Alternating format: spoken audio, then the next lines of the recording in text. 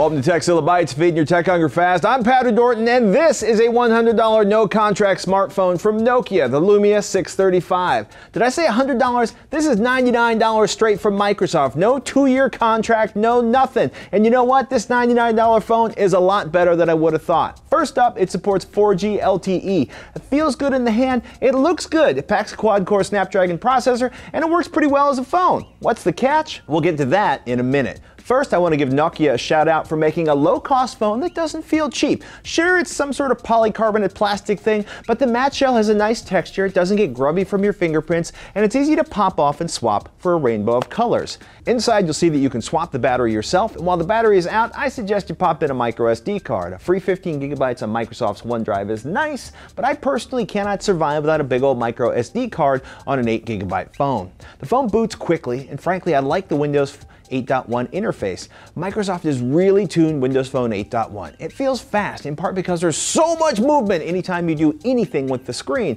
at least until you launch an app. Then things start to take time. That might be the ½ gigabyte of memory that's attached to that Snapdragon processor. That's not a lot of space for an operating system and apps these days. And the browser, well, it feels a little slow compared to Chrome. By the way, there are also too many Bing and Here apps on this phone. Nokia and Microsoft shovelware, which thankfully you can delete and load, say, Waze in place of Here Drive Plus, which is Nokia's navigation app. Not that Drive Plus is bad, it's just not Google Maps, which is not available on Windows Phone 8.1. And there are a lot of great iOS and Android apps you are not going to find on Windows Phone. That was one of my major issues with the 635. Cortana, Microsoft's new competitor to Google's Now and Apple's Siri, works. Now, I didn't do a 3,000 question assault on Cortana. Stone Temple Consulting did just that to Cortana, Siri, and Now in the Great Knowledge Box Showdown. Hint, Google's in the lead on getting answers right, but if I asked Cortana for directions to someplace in the US, it understood my speech and gave me directions, or found me an app, or said it would remind me when I went to Costco to pick up cat food. Microsoft might be late to the virtual assistant world, but that has advantages. I turned off Siri 5 minutes after Apple turned it on, and I never wanted to turn off Cortana. Battery-wise, figure about 12 hours of talk time. If you're heavy into videos or run the GPS, you're definitely going to want a spare power source nearby if you're not near an outlet. Gorilla Glass 3 protecting the 4.5-inch screen is a nice touch. Not that Gorilla Glass kept the screen on my personal Moto G from shattering the first time it hit the ground.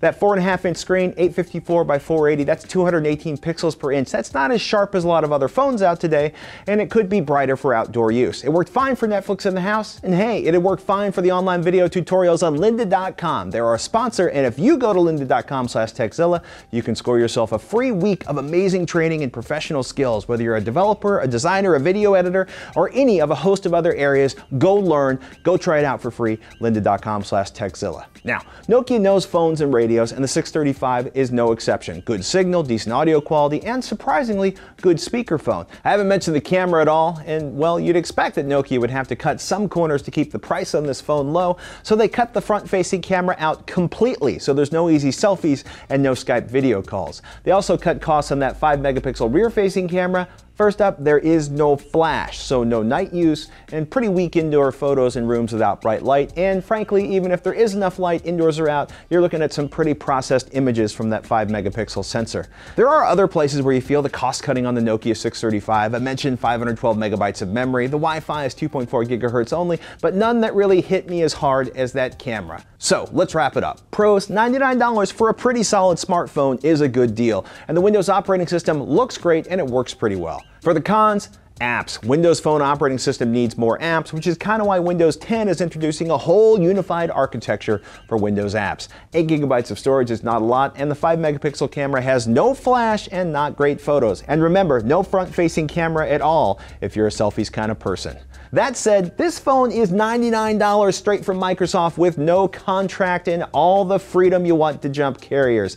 If you can scrape together $200, you should check out our review of Motorola's Moto G. It's the phone I carry every day, but if you only have $100 and you want to go contract free, I gotta say the Nokia 635 is a fantastic phone at the price point. Hey, thanks for watching this episode of Tekzilla Bytes. I'm Patrick Norton. Have yourself a great day.